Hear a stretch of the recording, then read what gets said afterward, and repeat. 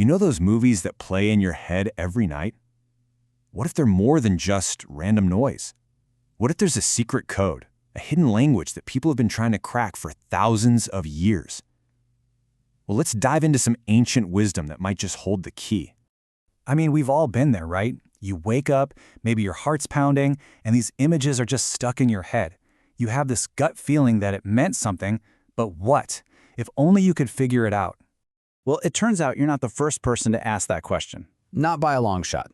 Some of the oldest scriptures in the world, from ancient India, have been digging into this for literally thousands of years. And they came up with this incredibly deep, detailed system for understanding what's going on when we sleep. And it all kicks off with one word, Swapna. Now, for most of us, a dream is just a dream, right? A random thing that happens in our brain. But in Sanskrit, Swapna is way bigger than that. It's seen as a whole other state of consciousness. It's a journey the soul takes, a totally different kind of reality. And you see this idea pop up all over the most sacred ancient texts. The Upanishads, for example, have these two mind-blowing takes on dreams. First, they're basically our deepest desires playing out. But second, and get this, they believe the soul might actually leave the body and travel through another world until we wake up. Wild, right? Okay, so to really get this, we have to zoom out a bit. In this way of thinking, dreaming isn't just the standalone thing. Nope, it's a super important step in a much bigger journey, a journey our consciousness takes every single day. There's a key text called the Mandukya Upanishad that just lays it all out perfectly.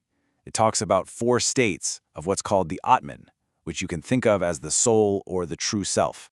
So, first up is Jagrita. That's simple. It's us, right now, the waking world.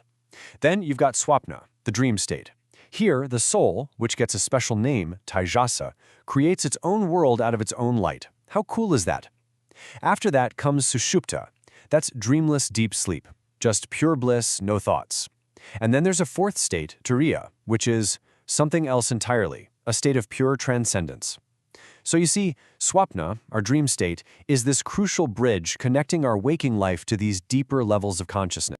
But here's where it gets really interesting. This whole system isn't just about the soul and spirituality.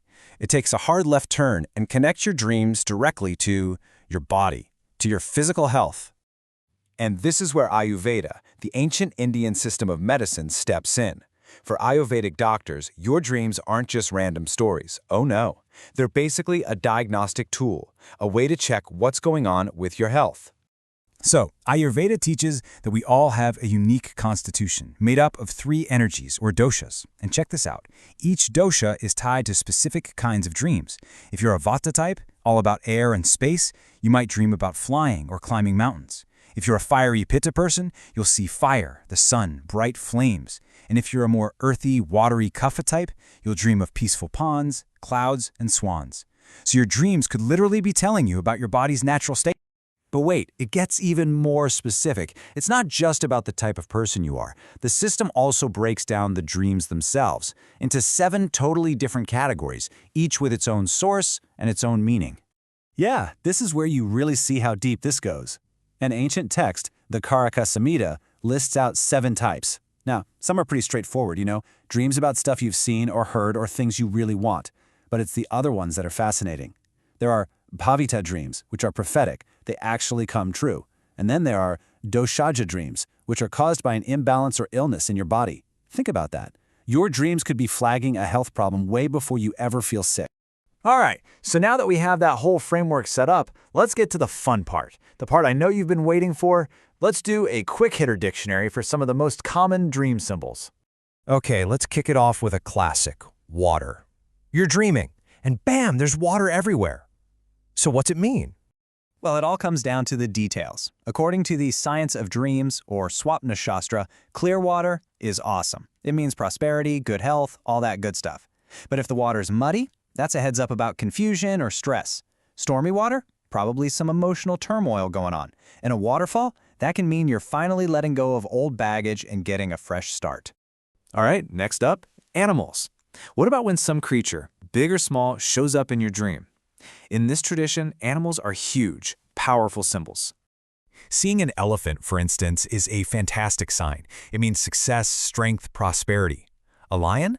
That points to power and maybe winning a conflict. Now this one's going to surprise you.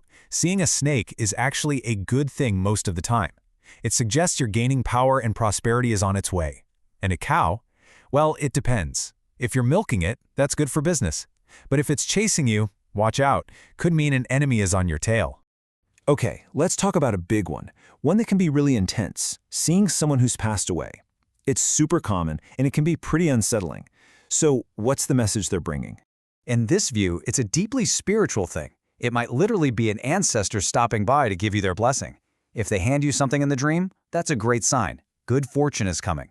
But if they take something from you, that's a warning of trouble ahead. And get this, if they look sick in the dream, that could be a direct warning for you to check on your own health. So, okay, we've got all these symbols, all these different types of dreams. How do you even begin to sort through your own dreams? Well, the tradition offers one last, really simple framework to help you figure it out. Just think of it like this. Your dream probably falls into one of three buckets. Is it a divine dream, or daivik, a message sent from a higher source? Is it a mental dream, manasic, which is really just reflecting your own thoughts, your worries, your hopes? Or is it physical, shariric, caused by something in your body, like an illness or even just being too hot? Once you know the category, you know where to start looking for the meaning. And here is a pro tip straight from the ancient sages. When you have the dream matters a lot. Those really vivid dreams you have in the super early morning just before dawn, that time is called Brahma Muhurta. Those are considered the most powerful. They're the ones most likely to be prophetic. So what's the big takeaway here? It's that your dreams are not just random brain static. From this ancient perspective, they're this incredibly personal, even sacred source of information. Information about your mind, your body, and your soul. They're a tool to help you understand who you are and where you're going. So, the real question is, the next time you wake up from one of those crazy, vivid dreams, are you just going to brush it off, or are you going to pause for a second, remember all this, and really listen to what it might be trying to tell you?